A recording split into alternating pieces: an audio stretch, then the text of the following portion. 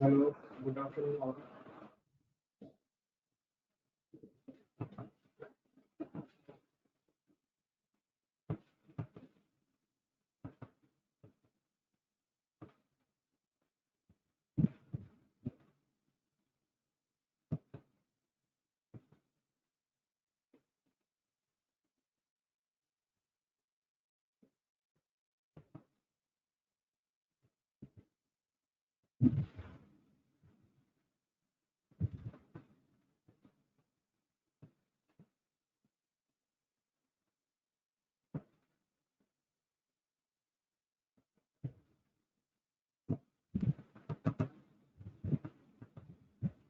थोड़ा सा वेट करते हैं, बच्चे कनेक्ट होने दो फिर स्टार्ट करते हैं।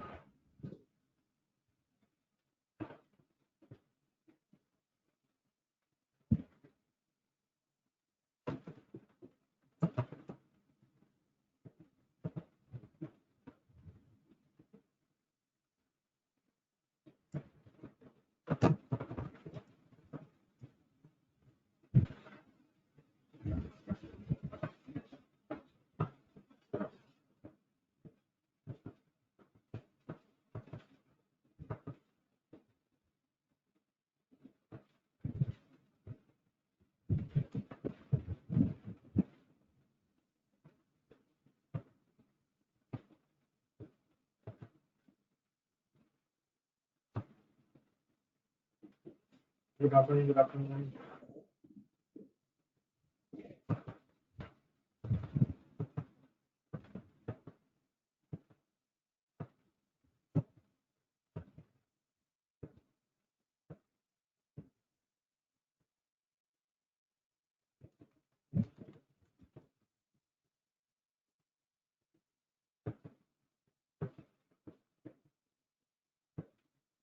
चलो स्टार्ट करते हैं। लास्ट हमने कल कवर अप किया था वेब डिजाइनिंग के बारे में, उसका थ्योरी देखा था कि कहाँ पर कैसे इसका वर्क होता है। उस पर फिर थोड़ा सा कुछ हमने कोड किया था। फिर जिसका नाम E M price type, super sub, H one tag, paragraph tag, ये सारे टैग्स हमने यूज करे थे। मैंने तो लास्ट क्लास में बताया था कि आज हम जो अपना नेक्स्ट टॉपिक है उसको कवर करेंगे, जो कि हमारा है वो इमेज टैग। इमेज टैग का यूज आप इसलिए करते हैं जब हमें अपने वेब पेज पर इमेज को ऐड कराना है, तब हम इमेज टैग का यूज करते हैं। एक तरीके का ये एम्प्टी टैग है, मतलब कि एम्प्टी इन द सेंस का कोई एंड टैग नहीं है। ठीक है, तो ये दो पैरामीटर लेता है, ऐसा सी और एक अल्टरनेट। ठीक है, ऐसा सी के अंदर क्या होता है, आप सोर्स देते हैं इमेज का, जो किस कौन सी इमेज आपको लगानी है। Second thing, alternate. अल्टरनेट होता है उसका alternate name. In case of अगर आपकी फाइल मिसिंग है और आपका जो लोकेशन है इमेज का वो मिसिंग है, तो क्या होता है, वहां पर एक ब्रेक करके आइकन आ जाता है। अब अब वो आइकन आएगा, उस आइकन के साथ क्या होगा, आपका ऑल्टरनेट नेम आ जाएगा। इसके थ्रू आप अंडरस्टैंड कर पाते हैं कि अच्छा यहाँ पर ये वाली इमेज थी। तो लेट्स सपोज इसका हम एक एग्जांपल करके देखते हैं।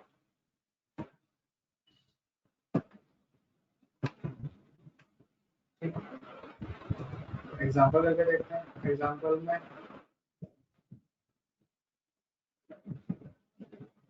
हमने क्या करा, हमने लास्ट वाली क्लास के अंदर ही जो कल हमने पेज बनाया था ऑनलाइन डेमो वाला, उसी में ही अब अपडेट्स में आगे कर लेते हैं। तो जैसे कि पहले हमें एक इमेज की जरूरत पड़ेगी, तो मैंने पहले से ही इमेज डाउनलोड करके रख रखा है। जैसे कि मेरे पास ये इमेज है मोदी। ठीक है, इस मोदी वाली इमेज को मैंने यहाँ पर अपनी फाइल सेव कर रखा है, वहाँ पर मैंने पेस्ट कर दिया। ठीक है, अब इसकी प्रॉपर्टी चेक करते हैं। तो जो इसकी एक्सटेंशन है वो है आपके जेपीजी। ठीक है, अब इमेज को अपने ब्राउजर में तो ऐड कराने के लिए, अपने वेब पेज में ऐड कराने के लिए दो तरीके होते हैं। एक होता है करंट डायरेक्टरी और एक होता है एक्सटर्नल डायरेक्टरी, लेकिन दोनों का डिफरेंट डिफरेंट वर्क है। देखिए अब क्या है, मेरा न्यू फोल्डर 2 के अंदर मेरा वेब पेज भी रखा हुआ है और मेरी इमेज भी रखी हुई है, तो मुझे सिर्फ और सिर्फ क्या होगा, ओनली इमेज का नाम देना पड़ेगा। क्यों? क्योंकि both are in place in same directory, यानी दोनों के दोनों एक ही डायरेक्टरी के अंदर प्लेस है। ठीक है, लेट्स सपोज मेरे डाउनलोड के अंदर कुछ इमेज होती, ठीक है, अब मुझे न्यू फोल्डर से उसको कनेक्ट करना है, तो मुझे क्या करना पड़ता, उस पूरा लोकेशन मुझे वहां पर देना पड़ता। तो हम दोनों तरीके से देखते हैं कि क्या होता है। जैसे कि मैंने यहाँ पर IMG टैग लगाया, IMG टैग लगाने के बाद मैंने यहाँ पर सोर्स दिया, ठीक, सोर्स दिया और यहाँ पर मैंने लिख दिया mobi.jpg, ठीक, ये दिया। अभी अल्टरनेट नहीं लगाया मैंने, ठीक? इसको हमने ऑन करते हैं, देखिए ये इमेज आ गई हमारे पास, काफी बड़ी इमेज आई है क्योंकि इसका पिक्सल बहुत बड़ा है, तो ब्राउजर में फिट नहीं हो रहा। ठीक है, तो ब्राउजर में फिट नहीं हो रहा, तो इसके लिए हमें क्या करना पड़ेगा, तो ये तो हाइट सेट करना पड़ेगा। तो हम क्या करते हैं, यहाँ पर एट्रीब्यूट लगाते हैं विथ, जैसे कि मैंने यहाँ पे दे दिया 1000 पिक्सल और हाइट दे दिया हमने 400 पिक्सल। ठीक है, सेव किया, आपसे ब्राउजर पे चलते हैं और रिफ्रेश करते हैं, तब भी क्या हो रहा है, इमेज सही से नहीं आ रही है। थोड़ा सा उसको हम जूम आउट कर दें।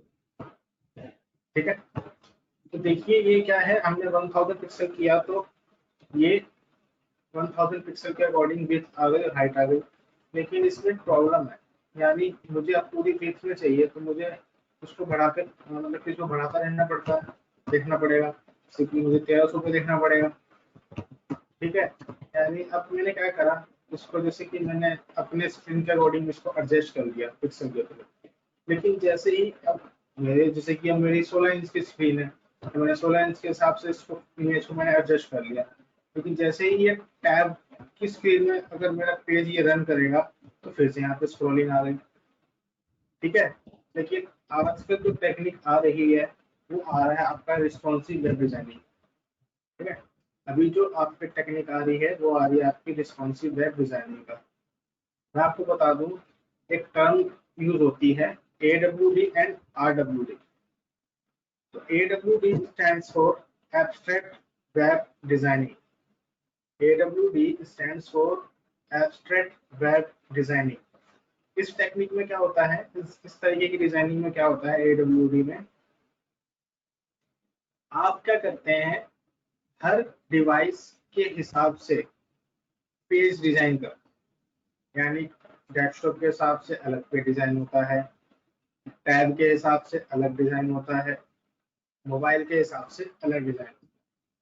ठीक है, अभी जो हमारी वेबसाइट चल रही है, हमारी फेसबुक चल रही है, फेसबुक जो है आपका AWD के कंसेप्ट को फॉलो करता है।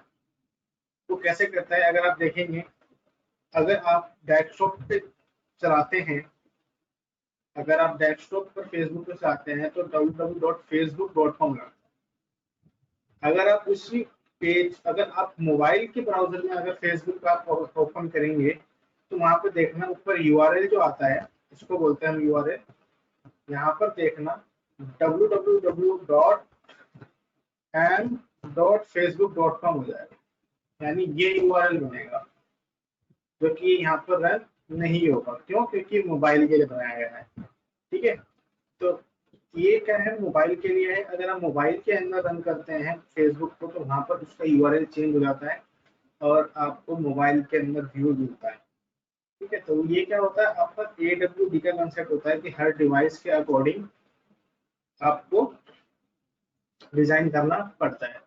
लेकिन अब जो टेक्निक आ रही है वो आ रही है RWD। RWD stands for responsive web designing. Responsive web designing के कंसेप्ट में क्या हुआ है कि आपका पेज, मल्टीपल पेज के कंसेप्ट को रिमूव कर दिया गया है।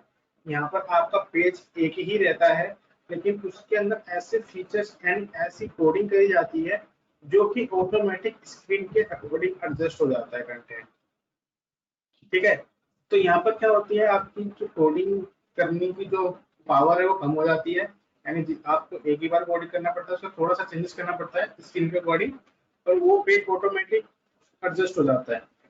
जैसे कि अभी ये क्या है, ये पेज एडजस्ट नहीं हुआ, जैसे टैब की फॉर्म में आया, तो इसको अगर मुझे इस इमेज को मुझे रिस्पॉन्सिव बनाना है, जैसे ही मेरा विथ श्रिंक हो रही है, तो कैसे बनेगा?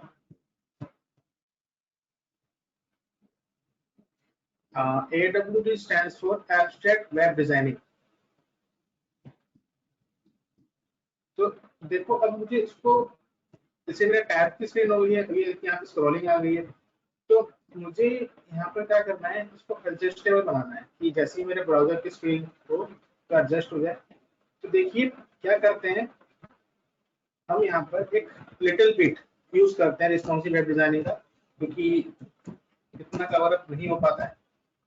हम यहाँ पे परसेंटेज यूज करेंगे। परसेंटेज जो होता है वो ब्राउजर के अकॉर्डिंग चलता है, ठीक है। जो परसेंटेज होता है आपके ब्राउजर के अकॉर्डिंग चलता है, आपके ब्राउजर की विड्थ जैसे जैसे कम हो जाएगी, परसेंटेज भी ऑटोमेटिक कम होता चला जाएगा। तो देखिए मैंने जैसे ही रिफ्रेश किया, ऑटो एडजस्ट हो गया सब कुछ। टैब पे लेके जाऊंगा, टैब पे कोडिंग हो जाएगा। जितना इसको जैसे कि इसको भी टैब पे है, मोबाइल पे लेके जाऊंगा तो एडजस्ट हो रहा है, ठीक है। तो ये क्या है आपका, ये रिस्पॉन्सिव का एक छोटा सा पार्ट है, ठीक है। आप सभी को समझ में आया तो हैंड रेस करें। जो मैंने अभी दो टेक्निक बताई, AWD और RWD।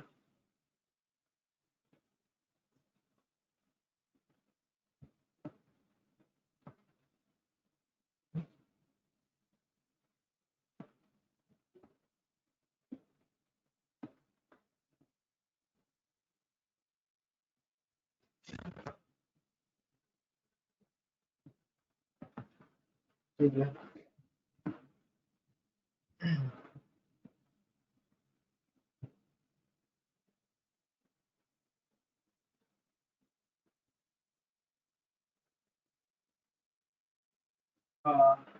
AWD stands for Abstract Web Designing and RWD stands for Responsive Web Designing।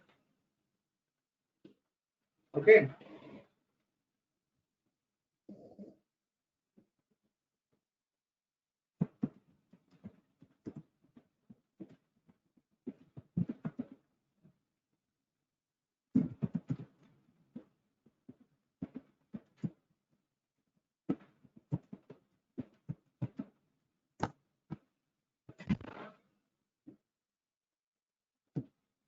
तो अब थोड़ा सा हम आगे चलते हैं।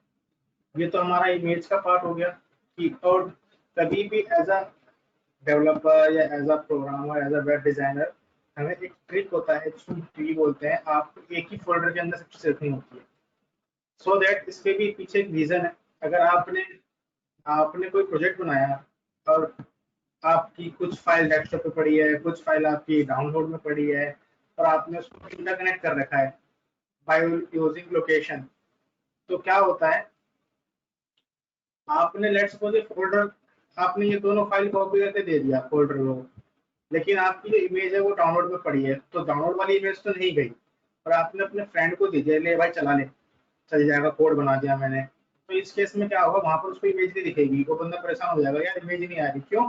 क्योंकि आपके डाउनलोड फोल्डर की लोकेशन अब वहां पर एडजस्ट हो रखी है। तो इसलिए हमें क्या करना होता है, एक ही फोल्डर के अंदर हमें इसको लाके रखना होता है। केवल एग्जांपल दिखाता हूँ मैं, जैसे कि मैंने इसको यहाँ से कॉपी किया, कट कर लेता हूँ और उसको मैं डाउनलोड के फोल्डर में ही पेस्ट कर देता हूँ। ये मेरा मोटिव समझाने के लिए है कि अधिकतर इमेज जो होती है डाउनलोड के फोल्डर के अंदर ही आती है, ठीक है। तो ये है हमारा फोटो, ठीक है। अब मुझे इस फोटो की, अब और जो मेरी HTML की फाइल है वो मेरे डेस्कटॉप के न्यू फोल्डर के अंदर अवेलेबल है। तो अब मुझे क्या करना है, अब लोकेशन देनी है, तो आप जाएं, प्रॉपर्टी पे जाएंगे, इसकी इमेज के ऊपर ऐड क्लिक करके, और यहाँ से लोकेशन होता है, इस लोकेशन को आप कॉपी कर लें, ठीक है, लोकेशन कॉपी करने के बाद आप यहाँ पर पेस्ट कर दें और एक बैकवर्ड स्लैश लगा दें। उसके बाद इमेज का नाम, यानी ये हो गया सी ड्राइव के अंदर यूजर फोल्डर के अंदर संदीप फोल्डर के अंदर डाउनलोड फोल्डर के अंदर से क्या उठाना है हमें, मोदी डॉट जेपीजी। ठीक है, अब चलते हैं, इसको रिफ्रेश करके देखते हैं, इमेज हमारी आ चुकी है। ठीक है, फॉर एग्जाम्पल हम क्या करते हैं, मोदी 1 कर देते हैं। ठीक है, मोदी 1 कर दिया, अब इसको हमने रिफ्रेश किया तो यहाँ पे देखो एक ब्रेक करके इमेज आ रही है ना। अब हमें पता नहीं चल पा रहा ना कि कौन सी इमेज थी यहाँ पर, क्या चीज क्या यहाँ पर। तो अब क्या करते हैं, हम लगाते हैं यहाँ पे ऑल्टरनेट। ठीक है, इसको हम ALT टैग बोलते हैं, इसको मैंने यहाँ पे दे दिया लोगो, शॉर्ट नेम दे दिया। ठीक है, मैंने यहाँ पे लिख दिया लोगो, आप कुछ भी ना लिख दो, मोदी लोगो वगैरह वगैरह हेडर। ठीक है, तो अब मैं इसको रिफ्रेश करता हूँ तो देखो क्या लिखा है, लोगो। तो इससे मैं अंडरस्टैंड कर सकता हूँ ना कि यहाँ पर किस टाइप की इमेज थी, और मैं क्या करूँगा, फिर दोबारा वहां से लोकेशन से वहां से जाकर उसको मैं ठीक कर लूंगा। तो जैसे कि मैंने यहाँ पर उसको कर लिया और ठीक कर लूंगा उसको। रिफ्रेश करते हैं, आप सी इमेज हमारी लोड हो जाती है। तो एक तो ये तरीका होता है कि आप स्पेसिफिक फोल्डर से उसकी पूरी लोकेशन दो। मैं अब रिकमेंड करता हूँ कि आप हमेशा से जिस फोल्डर के अंदर आपका HTML की फाइल्स अवेलेबल होती हैं, आपको उसी में ही पेस्ट करके रखें। इससे आपको आसानी रहेगी कि आपको सिर्फ उसी क्या करना है, ओनली नाम देना होता है, तो कुछ नहीं करना होता, तो फाइल ऑटोमेटिक लोड हो जाती है। ठीक है, तो ये इमेज का कंसेप्ट सबको समझ में आया तो हैंड रेस कर दीजिए।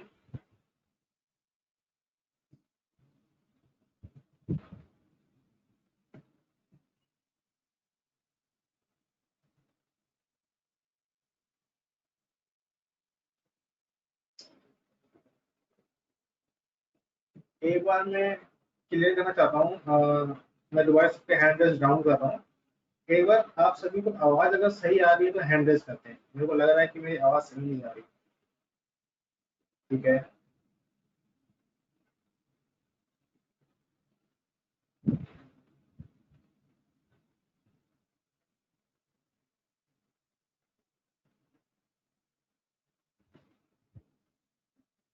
ठीक है, अगर किसी को वॉइस में प्रॉब्लम आएगी तो बता दीजिएगा, मैं नेटवर्क चेंज कर लूंगा। ठीक है, चैट पे। Okay,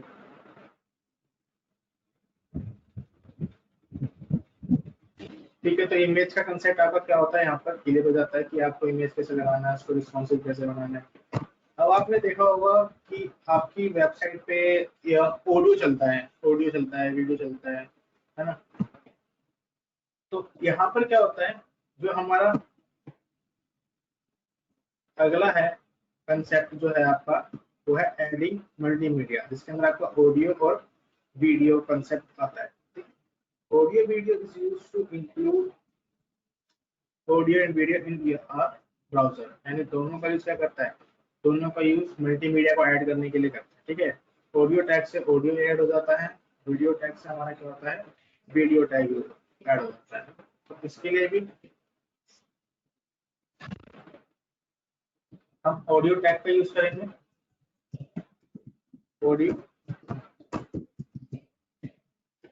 audio. ठीक है, ऑडियो टैग का यूज करेंगे। अब यहाँ पर हम एसआरसी, एसआरसी देने के बाद अब हमें ऑडियो का नाम देना है। तो मेरे पास ऑडियो जो है, आई थिंक ये एक फॉर्म है, तो इसके एक्सटेंशन MP3। तो मैंने यहाँ पे लिखा 1.MP3, ये मेरा ऑडियो का नाम है। ठीक है, अब यहाँ पर हम देते हैं controls, controls is equal to में कंट्रोल्स। ठीक है, जो आपके प्ले पॉज के जो बटन आते हैं इससे आते हैं, कंट्रोल से आते हैं। और कभी कभी क्या होता है, कोई कोई क्लाइंट जो होता है वो थर्ड पार्टी ब्राउजर्स या कई सारे ऐसे ब्राउजर होते हैं जो कॉमन बंदे यूज करते ही नहीं है, तो होते नहीं, बच्चे बच्चे यूज कर लेते हैं। तो क्या होता है, वो सपोर्ट नहीं करते ऑडियो ऑडियो वीडियो टैग को। तो यहाँ पर हम क्या कर देंगे, मैसेज दे देंगे। ठीक है, ताकि उसको पता चल जाए कि इसको ब्राउजर सपोर्ट नहीं करता है। इसको हमने सेव करा और यहाँ पर हमने क्या करा, रिफ्रेश। रिफ्रेश किया, रिफ्रेश करने के बाद देखो ये हमारा ऑडियो लग गया है। ठीक है, और आई थिंक आपको आवाज नहीं आ रही होगी, लेकिन ये ऑडियो चल रही है, मेरे को आवाज आ रही है।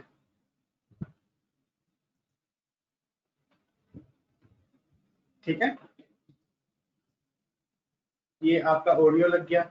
अब देख, जैसे कि बिल्कुल ऊपर की ओर अटैच हो रखा है इमेज से, आपको थोड़ा सा और डाउन चाहिए, तो आप क्या करते हैं, क्या करेंगे, आप बी आर टैग का यूज करेंगे। बी आर टैग का होता है मतलब ब्रेक। ठीक है, तो ब्रेक हो जाएगा, एक एक थोड़ा सा आपको स्पेस मिल जाएगा। ठीक है, थोड़ा सा और लगा दोगे तो ज्यादा स्पेस मिल जाएगा। ठीक है, तो बी आर टैग का यूज होता है स्पेसिंग लेने के लिए, थोड़ी थोड़ी। अब ये ऑडियो हमारा लग चुका है। ऑडियो टैग सबको समझ में आ गया हो तो हैंड रेस करें।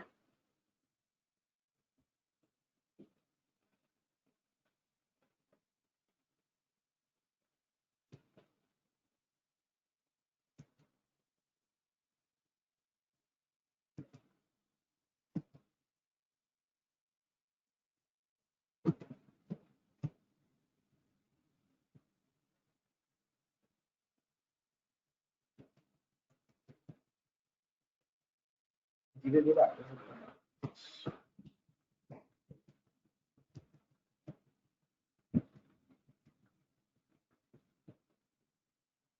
तो ऑडियो टैग से आप ऑडियो लगा लेते हैं। अब हम आगे अपने नेक्स्ट पे चलते हैं, वो है हमारा वीडियो टैग।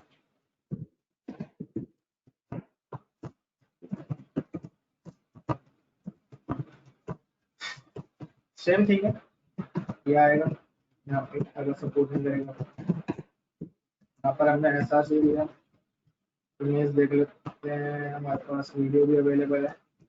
डिस्ट्रैक्शन से नहीं, चेक कर लेते हैं। 94 हमने यहाँ पे दिया 1.134।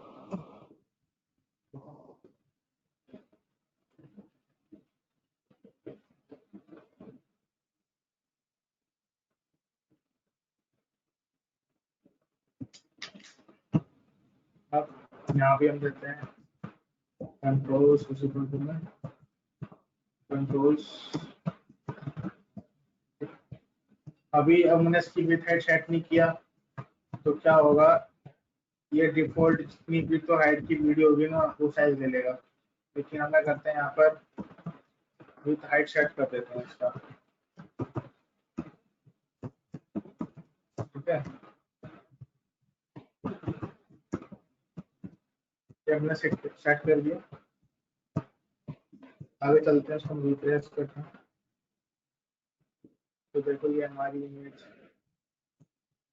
वीडियो टैग लग गया।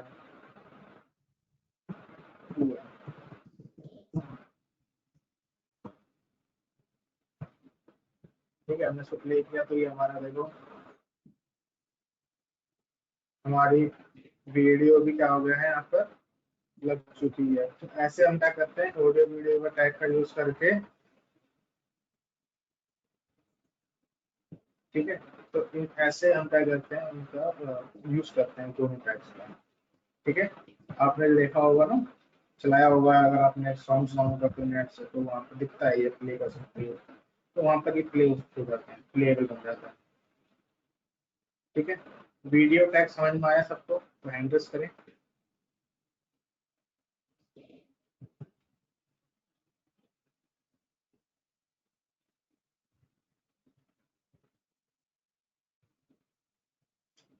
पता क्या करा करो, हैंड रेस करके ना थोड़ी देर वेट करा करो, क्योंकि ना स्क्रोलिंग ज्यादा है, ज्यादा स्टूडेंट पढ़े ना, आप क्लिक करके हटा देते हो। क्लिक करके छोड़ दे करो, मैं हटा दूंगा यहाँ से, तो ऑटोमेटिक वो आपका हैंड रेस ओपन हो जाता है। जैसे भी ट्विंकल ने साथ किया था, वो हट के कुछ आया फिर हट गया।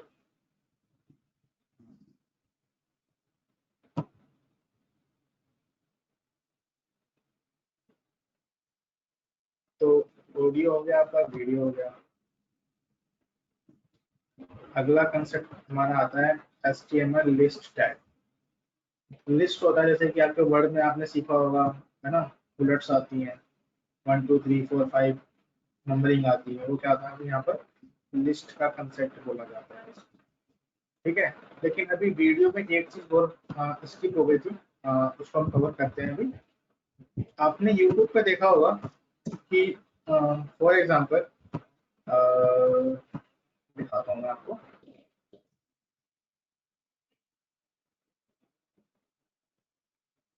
जैसे कि हम यूट्यूब पे चलते हैं एक बार।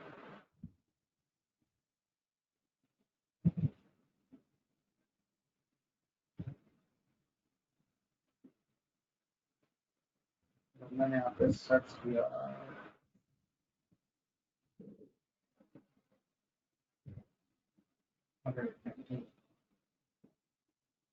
छोड़ो मैं से समझाता हूँ। अब आपने देखा होगा यूट्यूब पे पोस्टर लिखा आता है 2 मिलियन लाइक, 50 मिलियन लाइक, और हम उसके ऊपर क्लिक कर देते हैं, लेकिन वीडियो कुछ और होती है। आई थिंक अधिकतर बच्चों ने उस चीज को देखा होगा, देखा है ना? यस और नो, हैंड रेस करो अगर किसी ने देखा हो तो। ये चीजें कि तो पोस्टर कुछ और होता है लेकिन वीडियो कुछ और होती है, मतलब कि वीडियो को दिखता कुछ और है लेकिन अंदर आता कुछ और है। तो देखो वो कैसे बनता है। तो यूट्यूब पे बोलते हैं थंबनेल, यहाँ पे बोलते हैं पोस्टर। आप देखो पोस्टर यूज कर लो, पोस्टर यूज कर लो। पोस्टर में जैसे कि पोस्टर देखना पड़ेगा मेरे को, पोस्टर देखेंगे।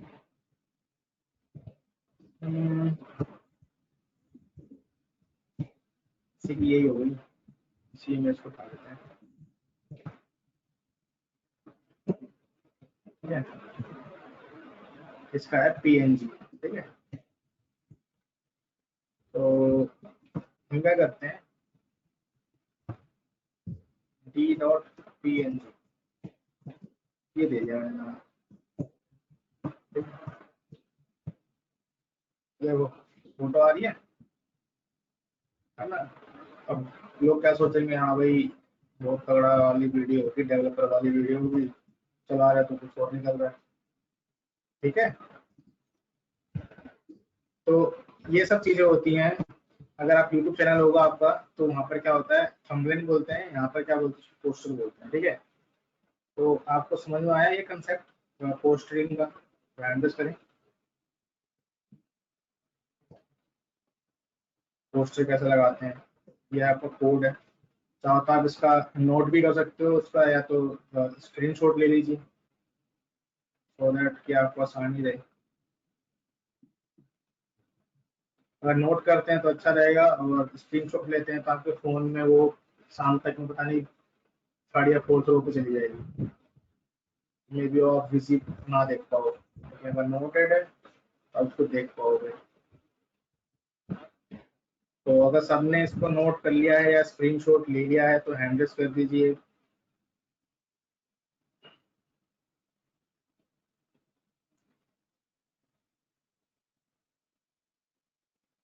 ये कुछ बच्चों का रिक्वेस्ट आता है कि सर हमें नोट करना है, तो ठीक है आप नोट करिए, कोई प्रॉब्लम नहीं है।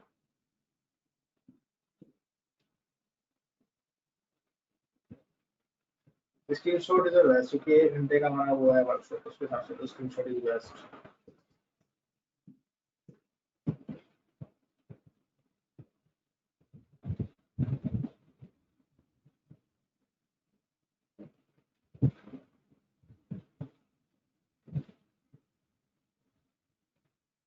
ठीक है, आगे चलते हैं, लिस्ट पे चलते हैं।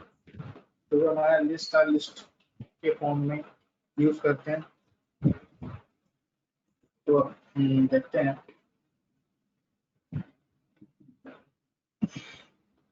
लिस्ट। तो 3 टाइप की हमारे पास लिस्ट होती है, order list, unordered list, definition list. ठीक है, तो इसको मैं रफ कर रहा हूँ, यहाँ से हटा दे रहा हूँ यहाँ से। ठीक है, बनाने के लिए हमें से लिस्ट को प्रिंट करने के लिए हम एक टैग पढ़ते हैं, वो होता है हमारा डिटेल्स। ठीक है, डिटेल्स टैग मतलब कि एक छोटी सी समरी होती है, आप उस पर आप क्लिक करते हैं तो ड्रॉप ड्रॉप डाउन होके आता है ना, पूरी उसकी इंफॉर्मेशन आती है, तो इसको हम बोलते हैं डिटेल टैग। ठीक है, तो फॉर एग्जांपल जैसे कि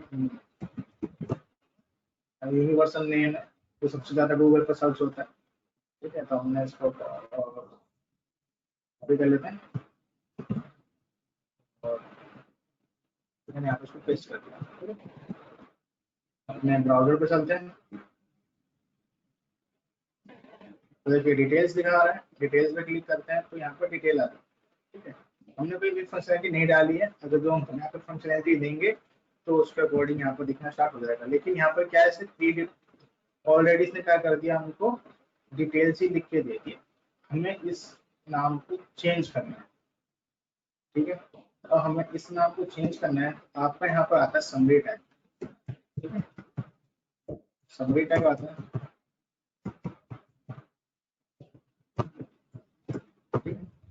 समरी टैग जैसे कि हम यहाँ पे देते हैं ना, जैसे कि फुल स्टोरी। ठीक है, सब में देते हैं उसको फुल स्टोरी, इसको रिफ्रेश किया, फुल स्टोरी आ रहा है, हमने इस पर क्लिक किया तो यहाँ पर क्या आ रहा है, मोदी की जी की जो भी है हमारी डिटेल वो प्रिंट हो रही है। तो ये क्या होता है, हमारा डिटेल्स टैग होता है। ठीक है, जिसका काम क्या होता है, डिटेल प्रोवाइड करना। ठीक है, बहुत सारी इंफॉर्मेशन को एज अ शॉर्ट में ड्रॉप डाउन के फॉर्म में प्रोवाइड कर देंगे।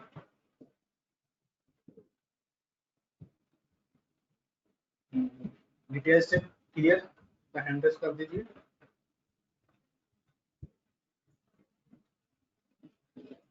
अगर डिटेल्स टैग क्लियर हो चुका है तो हैंड रेस कर दीजिए, फिर हम आगे चलते हैं लिस्ट पे।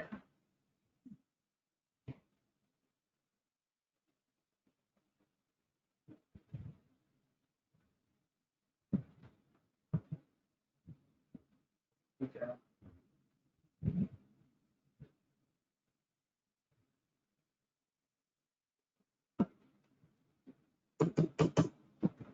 अब देखिए लिस्ट,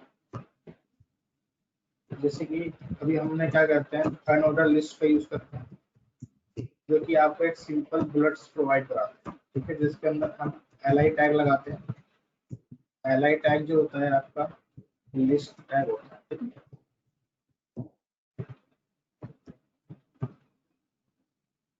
ये मैं नॉर्मली लिख रहा हूँ, आप कुछ भी यहाँ पे लिख सकते हैं।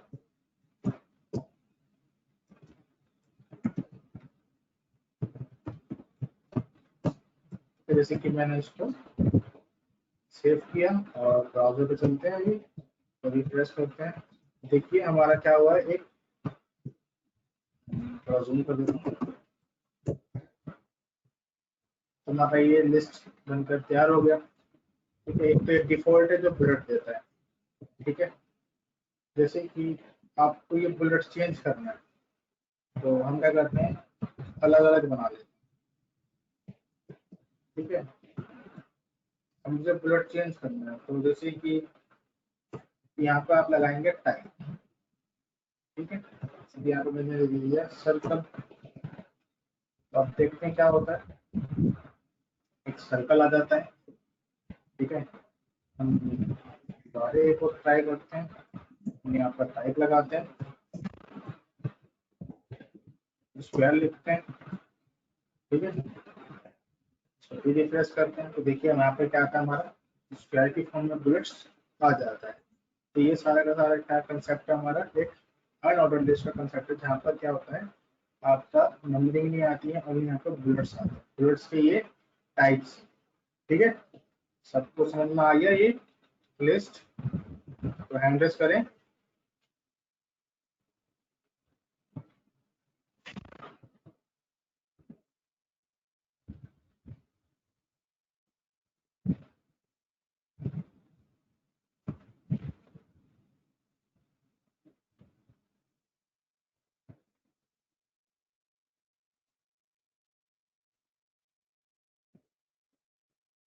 ठीक है, अब आता है हमारे पास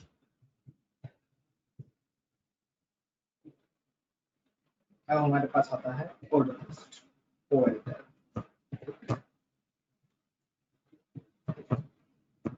OL टैग ये मैं एज इट इज कॉपी कर लेता हूँ।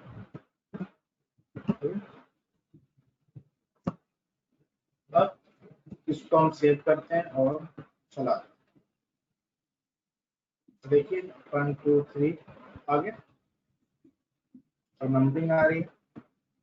अब इसके ही कुछ टाइप्स होते हैं, ठीक, जैसे कि मैंने यहाँ पर टाइप डिफाइन कर देता हूँ ए लिख दिया गया, ठीक है। अब ABCD से आ जाएगा, ठीक है। अब मैंने क्या करा, उसको कॉपी किया, दोबारा क्या करता हूँ पेस्ट कर देता हूँ। यहाँ पर मैंने कैपिटल A कर दिया, ठीक है। तो मेरी लिस्ट देखो कैपिटल ABC से प्रिंट होने स्टार्ट हो गई है, ठीक है। और एक और कर लेते हैं, और भी है स्मॉल आई लगा। अब देखते क्या होगा, स्मॉल आई लगा तो हमारा नंबर में आ गया, ठीक है। और बस कुछ नहीं करना है, हमें रेडीमेड चीजें होती हैं HTML की, वैसे हमें इसको याद रखना होता है। कैपिटल आई करते हैं, ठीक है। तो ये कैपिटल आई की फॉर्म में आ जाता है। तो ये हमारा क्या होता है, ऑर्डर लिस्ट होता है, इसके थ्रू आप प्रिंट कर सकते हैं। तो समझ में आया तो ये हैंड रेस करें, OL टैग अगर सभी को समझ में आया तो हैंड रेस करें।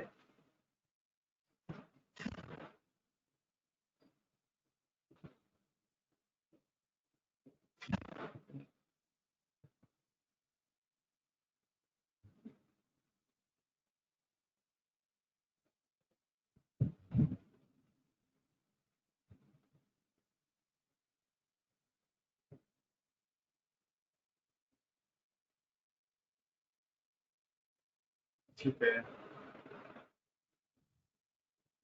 देखिए अब जैसे कि और भी है यहाँ पर, मैं इसको कॉपी कर लेता हूँ, इसको नहीं, इस वाले को कॉपी कर लेता हूँ। अभी ये कैसे प्रिंट करेगा, 1 2 3 है ना। अब यहाँ पर एक प्रॉपर्टी होती है रिवर्स्ड, रिवर्स किया, देखो अब क्या हो गया 3 2 1 रिवर्स काउंटिंग प्रिंट हो जाती है। कंटेंट वही रहेगा 1 2 3 4, लेकिन जो काउंटिंग है वो ऊपर से देना स्टार्ट कर देगा, वो नीचे से रिवर्स करेगा 3 2 1 ऐसे देना स्टार्ट कर देता है, ठीक है। तो आप ऐसे भी लगा सकते हैं, ठीक है। अब बताइए, आप समझ में आया तो हैंड रेस करें, बहुत अच्छा क्वेश्चन था आपका रिवर्स वाला।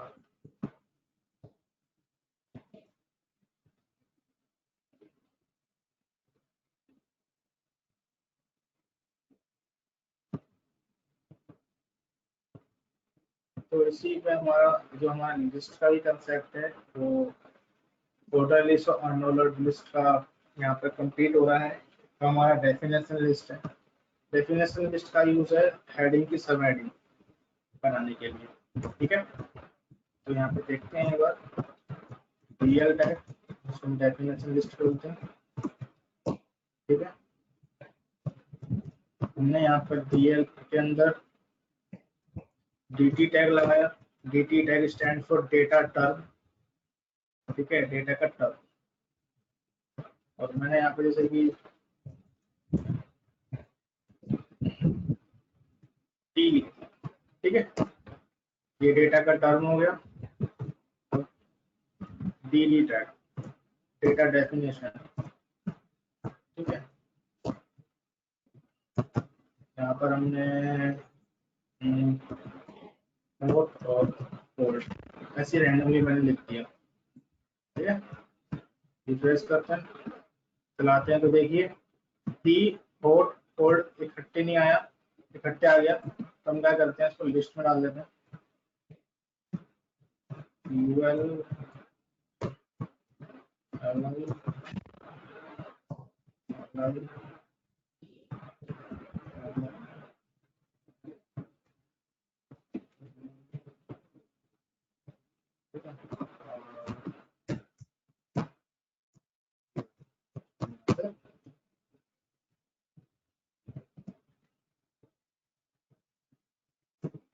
हेडिंग बना है और ये हमारा समझाने के लिए है। ये हमारा क्या है, सब हेडिंग बन गया। आप देख सकते हैं, देखिए हेडिंग की सब हेडिंग बन गया ना, कि रोड टोल्ड, ठीक है। तो आप ऐसे कर सकते हो। ये मैंने लिस्ट इसलिए लगाया, इसका मार्जिन ले लिया, ठीक है, ताकि बाद में लिस्ट नहीं लगाते, वहाँ पे H1 टैग लगाते हैं। मैं जल्दी जल्दी में मैंने वहाँ पे वो कर दिया, इसलिए क्या होता है, हेडिंग की सब हेडिंग बनाने के लिए तो टी है तो रोड टोल्ड, तो ये हमारा DL टैग का काम होता है। ठीक है, समझ में आया सभी को?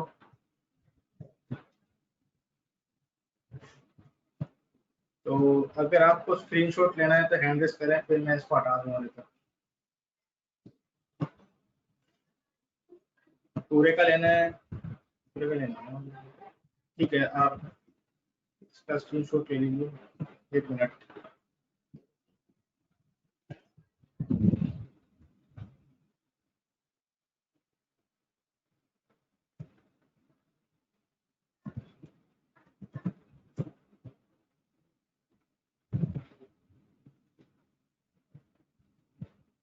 DL वाला करना है, DL वाला कितना है, DL वाला हेडिंग की सब हेडिंग बनाने के लिए यूज करते हैं DL को। जैसे कि डेटा टर्म, डेटा का टर्म क्या है, तो हमारा T है डेटा टर्म, फिर हमने यहाँ पर यूज किया DD यानी डेटा डेफिनेशन, ठीक है, डेटा डेफिनेशन। फिर यहाँ पे मैंने एक लिस्ट लगा दी, डेटा डेफिनेशन के अंदर की जैसे भी जो डेटा आएगा तो लिस्ट की फॉर्म में आएगा। तो ये हमारा क्या हो गया, हमारा डेटा डेफिनेशन हो गया।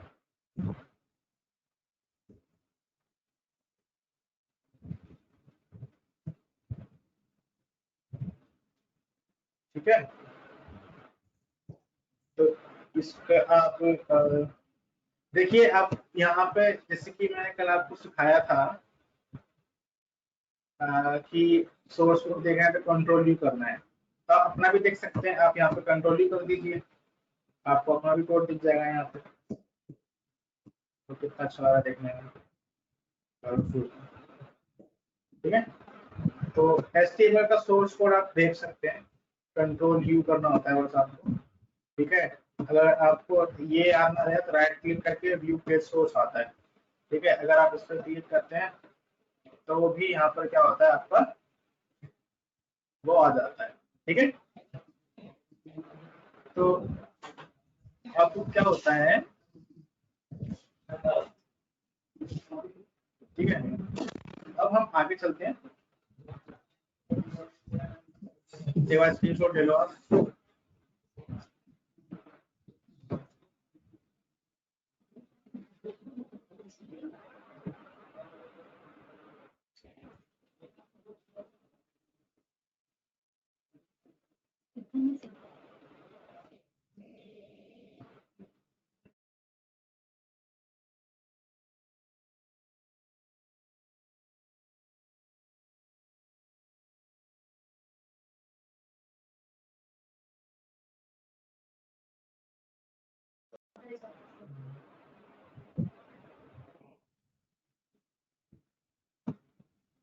ठीक है, अभी दिखा रहा हूँ मैं रिजल्ट का भी स्क्रीनशॉट दिखा रहा हूँ, 1 मिनट वेट करना, ये भी नोट कर लो।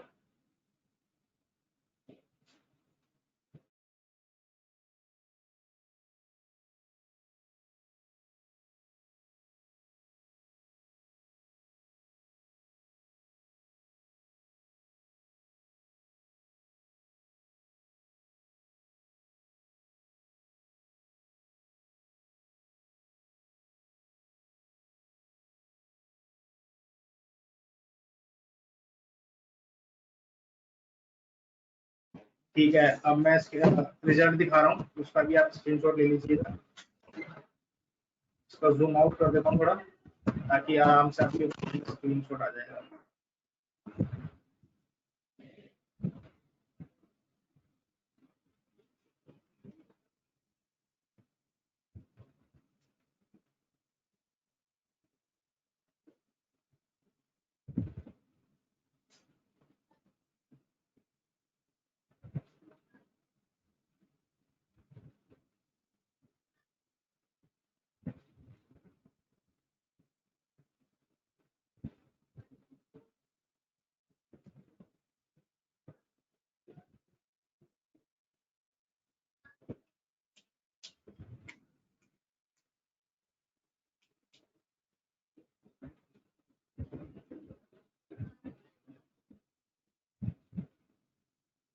ठीक है, मेरे स्क्रीनशॉट अभी। अगला आता है कंसेप्ट वर्किंग विथ CSS। ठीक है, अभी तक हमने जो भी कोडिंग की है वो नॉर्मल कोडिंग करी है। ठीक है, नॉर्मल कोडिंग करी है और इसमें हमने कुछ अट्रैक्टिव नहीं किया, पहली बात तो ये। तो अपने वेब पेज को एनहांस करने के लिए, अपने वेब पेज की क्वालिटी और मोर फॉर्मेटलाइज करने के लिए, यानी इसको और अच्छा फॉर्मेट देने के लिए हम यूज करते हैं CSS। CSS stand for cascading style sheet. ठीक है, कैस्केडिंग स्टाइल शीट ये आपके पेज को रीडेबल बनाने के लिए, ग्राफिकल बनाने के लिए, यानी बहुत ज्यादा मतलब कि इसके अंदर आप कलरफुल बनाने के लिए और अपने पेज को फॉर्मेट देने के लिए क्या करते हैं, आप CSS का यूज करते हैं। ठीक है, अब CSS को यूज करने के लिए 3 टाइप के आपके यहाँ पर आते हैं CSS। ठीक है, जो कि यहाँ पर CSS जो होती है वो यहाँ पर आपकी एज अ स्टाइल शीट की फॉर्म में कंसीडर होती है। ठीक है, स्टाइल शीट की फॉर्म में कंसीडर होती है और उसके साथ साथ ये 3 टाइप की स्टाइल शीट्स होती है हमारे पास। ठीक है, पहली होती है हमारी inline style sheet and second होती है हमारी internal style sheet and last one external style sheet.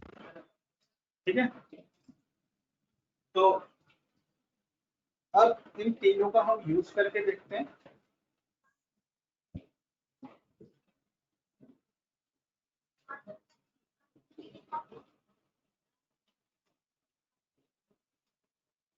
कि स्टाइल शीट को हम यूज कैसे करते हैं, क्योंकि स्टाइल शीट यूज करने से पहले हमें थोड़ा सा ध्यान रखना है कि हम सबसे पहले इंटरनल स्टाइल शीट यूज करते हैं। इंटरनल स्टाइल शीट यूज करेंगे तो हमें CSS सेलेक्टर्स की यूज करने की जरूरत नहीं है।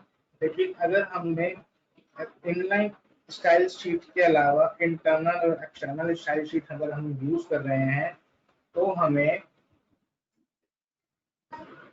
CSS सेलेक्टर्स को पढ़ने की जरूरत पड़ती है। तो अभी हम इनलाइन करने जा रहे हैं। इनलाइन करने के लिए हम क्या करते हैं, एक कोड बनाते हैं। ठीक है, जैसे कि मैं इसको भी यहाँ से हटा दूंगा।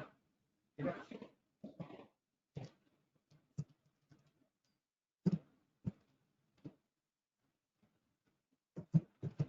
अब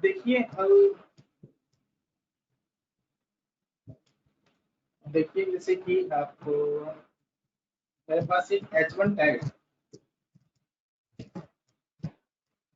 इसके अंदर लिखा हुआ है हेलो और SES। ठीक है, ये हमारे इंस्टीट्यूट का नाम है। अब मुझे इसको फॉर्मेटाइज दिखाना है। ठीक है, जैसे कि मैंने यहाँ पर, तो यहाँ पर लगाएंगे स्टाइल, स्टाइल एट्रीब्यूट का यूज करेंगे और हम यहाँ क्या करेंगे, अब इसको फॉर्मेटिंग लिखेंगे। जैसे कि मैंने यहाँ पे लिख दिया बैकग्राउंड कलर। ठीक है, सही रहेगा, पानी कैसा लगेगा देखना। रिफ्रेश किया तो देखिए बैकग्राउंड कलर आ गया। ठीक है, टेक्स्ट कलर चेंज करना है तो ओनली आपको यहाँ का लिखो, कलर लिखो, फिर कॉलन लगाओ और कलर का नाम लिखो। हमने यहाँ पे लिख दिया व्हाइट। ये हमारा CSS लग गया, नॉर्मल CSS। लेट्स सपोज हमारे पास एक पूरा H1 टैग आ गया, ठीक है। तो यहाँ पर लिख दिया हमने प्रीतम पूरा, ठीक है। अब मैंने सेव किया, प्रीतम पूरा था कि देखिए ना, मुझे सेम फंक्शनैलिटी चाहिए जो मेरी हेलो ISCS में लगी है, यानी मुझे इसको कॉपी करके पेस्ट करना पड़ेगा यहाँ पे, ऑब्वियसली यहाँ पे लिखना पड़ेगा मैनुअली, इससे ज़्यादा कुछ काम हो नहीं सकता। तो देखिए अब यहाँ पे क्या प्रॉब्लम है, अब ऐसे मेरे पास 4 CSS होती, पर कि 4 हमारे पास हेड होते, तो यानी मुझे चारों के अंदर स्टाइल लिखना पड़ता, जो कि एक रीडेबिलिटी को इम्प्रूव नहीं करता, डिसइम्प्रूव करता है ना। यस और नो, अगर मुझे ये चारों मेरे पास और भी होते हैं और सब में एक ही फंक्शनलिटी चाहिए, तो आपके माइंड में भी आया क्या बार बार लिखना पड़ता है इस चीज को, क्यों ना हम इसकी एक ही फंक्शनलिटी कर दें और काम हो जाए। तो इसके लिए हम क्या करते हैं, एलिमेंट सेलेक्टर्स का यूज करते हैं, ठीक है। अब एलिमेंट सेलेक्टर्स का यूज करने के लिए क्या होता है, वो दो तरीके से यूज कर सकते हो, बाय यूजिंग आईडी और बाय यूजिंग क्लास, ठीक है।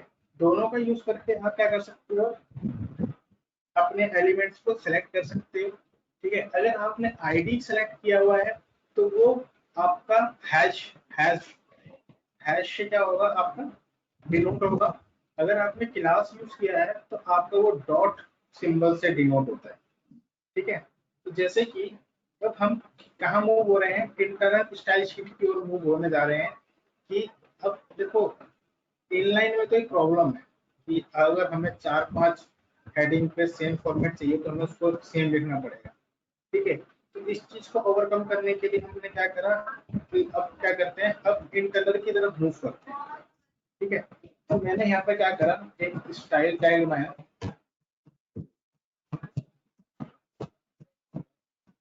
ठीक है। स्टाइल टैग बनाया और मैंने यहाँ पे क्या किया, डॉट लगाया। डॉट किसको डिनोट करता है, हमारा क्लास को, ठीक है। तो मैंने यहाँ पे लिख दिया st1, मैंने एक क्लास बना दी st1 और उसके अंदर मैंने फॉर्मेट दिया कि बैकग्राउंड कलर रेड रहेगा, ठीक है। उसका टेक्स्ट कलर जो रहेगा वो वाइट रहेगा, ठीक है। और उसका जो टेक्स्ट अलाइन होगा वो क्या होगा, हमारा सेंटर में रहेगा, यानी जहाँ पे भी ये क्लास यूज होगी तो ये फॉर्मेट वहां पर अप्लाई मेरा हो जाएगा। तो अब जैसे कि ये इसको छोड़ देते हैं, जैसे कि मैंने यहाँ पर H1 टैग बना लिया, जैसे कि नाम देना में भी थोड़ा सा ज्यादा हो रहा है, ISCS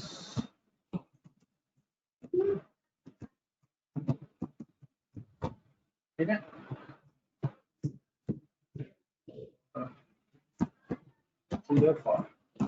ठीक है।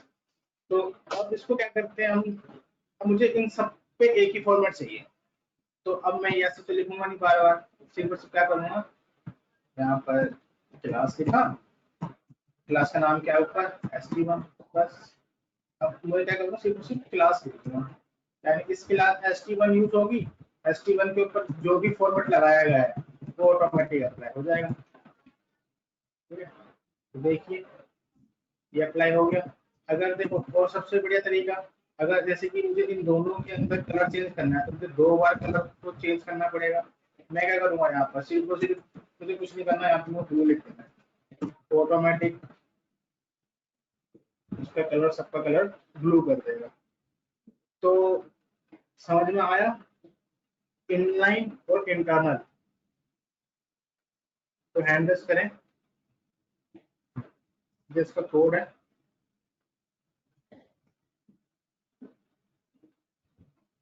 अच्छा मुझे चैट में लिख के बताओ कौन सा बेटर लगा, इनलाइन वाला लगा कि इंटरनल लगा, बस इतना लिख देना, इनलाइन या इंटरनल।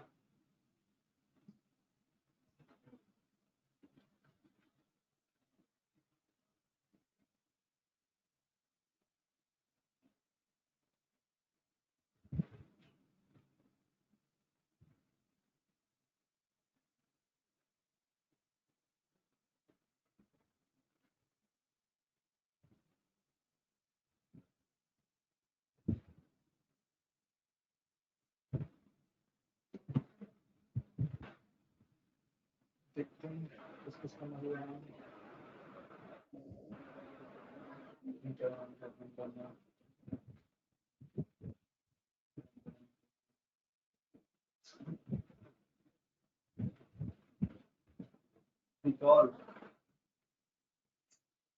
ठीक है, बता देता हूँ दोबारा, कोई दिक्कत नहीं है। देखिए अभी हमने ये क्या है, हमारा इंटरनल है, ये इनलाइन है, इंटरनल इनलाइन। तो ये हमने, मुझे हेलो IIScs का मुझे फॉर्मेट देना था, तो मैंने बैकग्राउंड कलर रेड कर दिया और कलर मैंने यहाँ पे व्हाइट कर दिया। ठीक है, अब क्या हुआ, मुझे पीतमपुरा पे भी मुझे क्या हुआ, सेम फॉर्मेट चाहिए, तो मैंने यहाँ पे भी लिखा। ठीक है, अब मुझे, मैंने बोला यार नहीं रेड नहीं, हमको ब्लू अच्छा लग रहा है, अभी इसको भूल जाओ। ठीक है, इसको भी भूल जाओ, ये भूल जाओ, ये भी भूल जाओ, अभी ये नहीं है, सिर्फ मुझे सोचो ये दो लाइन है, यानी मुझे यहाँ ब्लू लिखना पड़ेगा, यहाँ भी ब्लू लिखना पड़ेगा। आपके माइंड में आया है ऐसी चीज नहीं कि एक बार चेंज करूँ मेरे दोनों में चेंज हो जाए। तो क्या होगा, मैंने एक क्लास बना ली, क्लास बनाया ST1, कुछ भी नाम लिख सकते हो आप एज पर योर रिक्वायरमेंट। तो उसके अंदर मैंने फॉर्मेट लिख दिया कि अगर मेरी ये क्लास यूज होगी तो ये वाला फॉर्मेट अप्लाई होगा। तो मैंने क्या करा, यहाँ पर फिर से 3 हैश टैग बनाए, तो मैं चाहता था तीनों के सेम फॉर्मेट को लगाना। ठीक है, तो मैंने क्या करा, अपनी जो मैंने अपनी क्लास बनाई थी, फॉर्मेट जो मैंने खुद का जो अपना फॉर्मेट बनाया था, वो मैंने एज अ क्लास की फॉर्म में यूज कर लिया। ठीक है, अब मुझे ये सारी लाइन लिखने की जरूरत नहीं है, पूरी लाइन मैंने एक ही बार लिखी है, कोडिंग मैंने एक ही बार करी है, और वो यूज मल्टीपल टैग्स के अंदर हो रही है। ठीक है, यहाँ पर क्या हो रहा है, मल्टीपल फॉर्मेट, इंटरनल में क्या हो रहा है, multiple format multiple times use हो रहा है। ठीक है, जो कि आपके कोड की रीडेबिलिटी डाउनग्रेड करता है। लेकिन यहाँ पर क्या हो रहा है, सिंगल फॉर्मेट हमारे मल्टीपल टेक्स्ट पर यूज हो रहा है, तो ये आपके कोड की रीडेबिलिटी को बढ़ाता है। ठीक है, अब समझ में आ गया।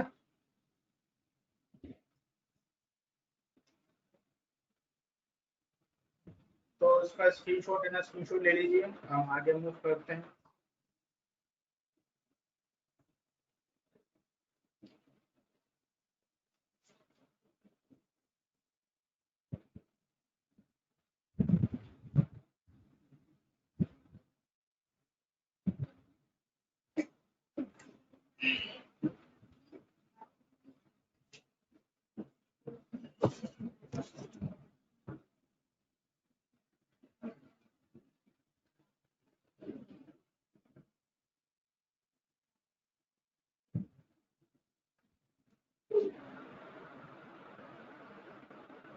ठीक है, आगे चलते हैं।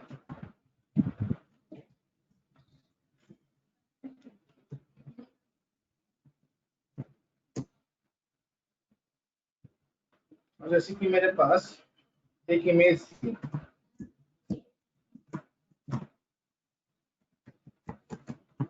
v.png, मेरे को नाम याद है।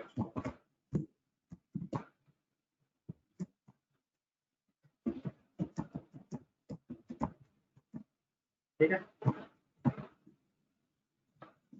ये इमेज है मेरे पास, अब मुझे इसके ऊपर फॉर्मेटिंग करनी है। ठीक है, तो मैंने क्या करा, यहाँ पर अब जैसे कि मैंने एक क्लास का एग्जांपल दिखा दिया, अब मैं आपको एग्जांपल दिखाने जो जा रहा हूँ वो है आपका, जो आपका है क्या बोलते हैं, आईडी का है। तो आईडी का हम हैश से लगाते हैं। ठीक है, और मैंने यहाँ पर दे दिया, हैश के साथ मैंने लिख दिया ING डेमो, ये मैंने अपनी आईडी बना दी। ठीक है, अब बॉर्डर रेडियस, ठीक है, मैंने दे दिया यहाँ पर 10 पिक्सल। ठीक है, अब यहाँ देखते हैं, मैंने यहाँ पर क्लास, क्लास नहीं सॉरी, यहाँ पर लिखूंगा आईडी, और आईडी बनाया, तो ING डेमो, इसको रिफ्रेश करते हैं। देखिए इसके एजेस राउंड हो गए हैं, अगर आपको दिख रहा हो तो कॉर्नर से, अगर मैं थोड़ा सा और इसको बढ़ा देता हूँ तो और अच्छे से दिखेगा। देखिए दिख रहा है ना, हैंडल्स करना का दिखा है तो इसके कॉर्नर्स देखो मुड़ रहे हैं, ठीक है। तो बॉर्डर रेडियस आ गया। जैसे कि आपने देखा होगा इमेज आपकी ब्लर हो जाती है, डीएसएलआर वाला नहीं, इमेज, तो ओपेसिटी बोलते हैं उसको, ठीक है। जैसे कि मैंने 0.3 दे दिया,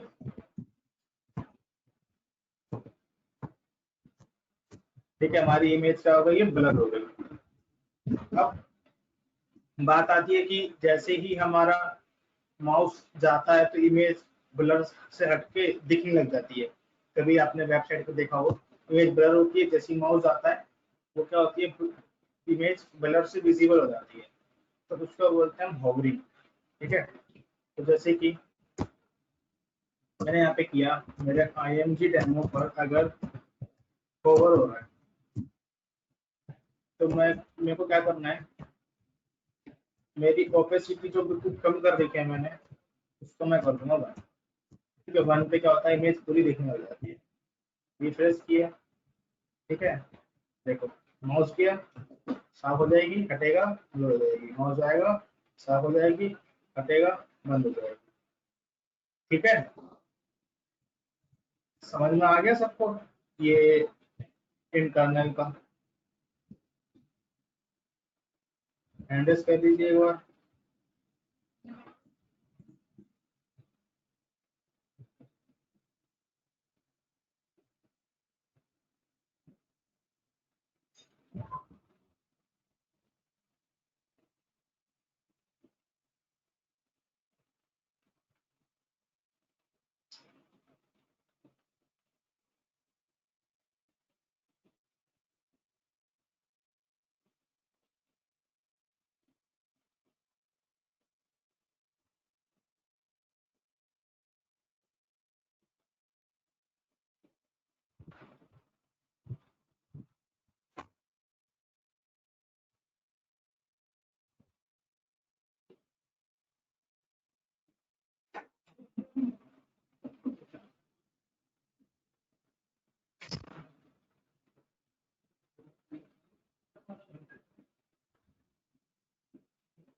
एक मिनट वेट करना आप।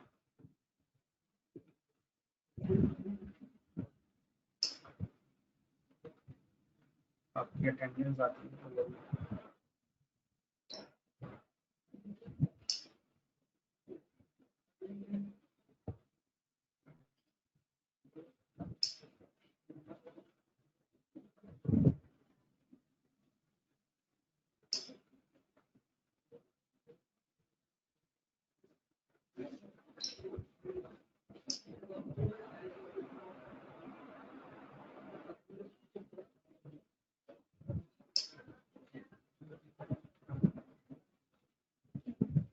ठीक है, ये आपका कवर अप हो जाता है यहाँ पर इनलाइन और इंटरनल। अब आगे चलते हैं।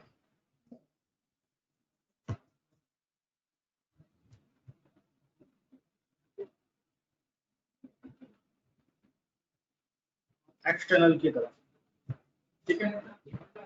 अब देखो यहाँ पर क्या प्रॉब्लम आई। अब एक चीज और प्रॉब्लम आई जो मैं आपके साथ शेयर करूंगा वेब डिजाइनिंग में। अब जैसे कि मेरा ये ऑनलाइन डेमो है, ये मेरा एक फॉर्मेट है, तो मेरा क्या है, एक फॉर्मेट, ठीक है। अब ये फॉर्मेट है और यहाँ पर अप्लाई हो रहा है, ठीक है, काफी अच्छा फॉर्मेट बनाया है मैंने। लेट्स सपोज पेज 2 भी मेरा एक पार्ट है, मेरे वेबसाइट का पार्ट है, क्योंकि वेबसाइट क्या है, कलेक्शन ऑफ वेब पेजेस होती है। वेबसाइट क्या होती है, कलेक्शन ऑफ वेब पेजेस। तो मैं चाहता हूँ कि अब सेम फॉर्मेट मेरे इस पेज पे भी आए, यानी मुझे अब यहाँ से भी कॉपी करके यहाँ पे पेस्ट करना पड़ेगा, तो वो फॉर्मेट यहाँ पर अप्लाई होने लग जाएगा, ठीक है। लेकिन यहाँ भी क्या हो गया, जैसे इनलाइन वाला हिसाब किताब था, 2 बार कोडिंग, है ना। तो अब क्या आ गया, एक्सटर्नल आ गया, यानी अब क्या होगा, आपकी एक एक्सटर्नल स्टाइल शीट ही अलग बन जाएगी। तो वो स्टाइल शीट आप जितने मन चाहे उतने वेब पेजेस पे आप उसको यूज कर सकते हैं। तो ये आपका आता है एक्सटर्नल स्टाइल शीट का कंसेप्ट, ठीक है। तो अब जैसे कि एक्सटर्नल बनाना है, तो मैंने एक न्यू बनाया और मैंने यहाँ पर क्या करा, इस कोड को उठा लेता हूँ, ठीक है, इसी को लगा के देखेंगे बस। मैंने सेव करता हूँ माई एस स्टाइल के नाम से, और इसकी एक्सटेंशन होती है डॉट सी एस एस। ठीक है, HTML की एक्सटेंशन होती है डॉट HTML, CSS की होती है डॉट CSS। ठीक है, ये मेरी स्टाइल शीट क्या हो गई, ठीक। अब मैं इसको एक्स्ट्रा चीज को यहाँ से हटा देता हूँ ताकि कोड अच्छे से दिखे।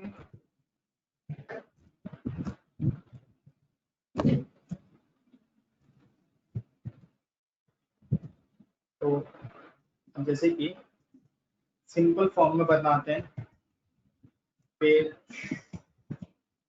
H1 पेज 1, ठीक है, ओनली समझाने का पर्पज है एक्सटर्नल को, ठीक है। और यहाँ पर मैं हाइपर लिंक दे देता हूँ नेक्स्ट पेज का,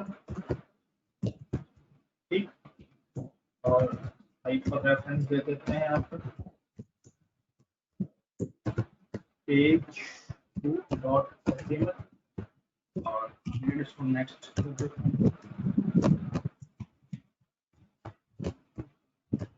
ब्लैंक, ठीक है। अब जैसे कि मेरा H1 टैग यहाँ पर भी और एक पेज 2 पे भी है, ठीक है। अब दोनों को मुझे सेम ये वाली फंक्शनैलिटी चाहिए, तो लोग को कुछ नहीं करना, बस मुझे उस पेज को लिंक करना है बाय यूजिंग लिंक टैग, ठीक है। लिंक टैग हमें लिंक को रिलेशन बताना पड़ेगा, क्या रिलेशन है। तो ये जो रिलेशन है हमारा स्टाइल शीट का रिलेशन है इसके साथ माय स्टाइल डॉट CSS, ठीक है। एक ये हमारा लिंक तैयार हो गया, इस लिंक को बस हमें कॉपी करना है यहाँ पर भी और यहाँ पे भी, ठीक। और मैं इसको सेव करता हूँ, प्रॉक्सी ब्राउजर पर चलते हैं हम। आउटपुट नहीं आ रहा, क्यों? क्योंकि हमने यहाँ पे क्लास दिया हुआ है st1, यहाँ पर हमने क्लास को अटैच किया है, यहाँ पर हमें क्लास देना है बस st1, ठीक है। और फिर यहाँ भी मुझे क्या देना है, क्लास st1, ठीक है। ये मेरी एक्सटर्नल स्टाइल शीट है, ये स्टाइल शीट लिंक हो गई है बाय यूजिंग लिंक टैग के दोनों पेज के अंदर, ठीक है। सेव किया और रिफ्रेश किया, देखिए लिंक हो गया। नेक्स्ट पेज पे मैं क्लिक करता हूँ तो नेक्स्ट पेज पे भी आया और वो फॉर्मेट मैंने कहा है यहाँ पर आ चुका है, ठीक है।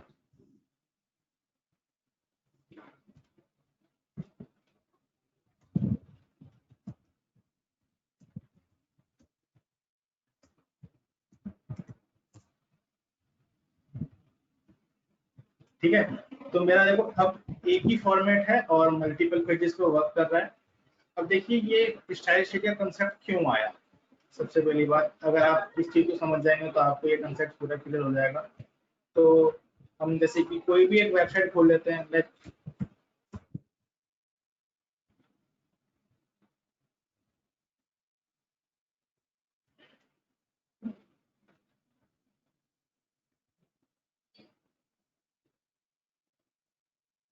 ठीक है। अब देखो ये आपको हेडर दिख रहा है, यहाँ पे जैसे लोगो आ रहा है होम अबाउट अस कोर्स, जैसे कि मैं अबाउट अस पे क्लिक करता हूँ, देखो ये अबाउट अस वाला पेज खुल गया। होम और ये जो मेरा मेन्यू है सेम है ना, सब कुछ फॉर्मेट सेम है। और सोचो कि मेरे पास कितने सारे पेजेस अटैच हैं, एक होम का पेज अटैच है, अबाउट अस का अटैच है, मतलब कि 3 4 5 6 7 8 पेजेस मेरे अटैच है। यानी 7 8 अटैच पेजेस पे मुझे अगर इनलाइन होता तो इंटरनल होता तो इंटरनल की कोडिंग करनी पड़ती, यानी 7 8 टाइम बाद मुझे क्या करना पड़ता, चेंज करना पड़ता। अब कोई बोलता संदीप इसका कलर जैसे कि अभी ऑफ वाइट है, इसको आप ब्लू कर दो, तो यानी मुझे 7 के 7 पेजेस में जाके उस कलर को ब्लू करना पड़ता। पहला ड्रॉबैक हमारा ये हो गया, ठीक है। इससे बढ़िया हमने क्या करा, एक एक्सटर्नल बना दिया। अब एक्सटर्नल को मैं चाहे यहाँ पर रेड करूँ चाहे ब्लू करूँ, वो जहाँ भी लिंक है वहां पर उसका फॉर्मेट दिखने स्टार्ट हो जाएगा। तो ये होता है हमारा एक्सटर्नल स्टाइल शीट का कंसेप्ट, ठीक है। समझ में आया तो हैंड रेस करें।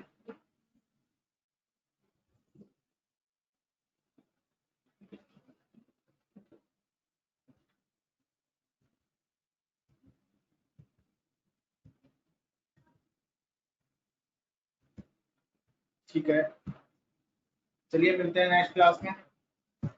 हमारा जो नेक्स्ट टॉपिक कवर कल होगा वो होगा हमारा एचटीएमएल फॉर्म एंड जावास्क्रिप्ट। ठीक है, चलो बाय बाय।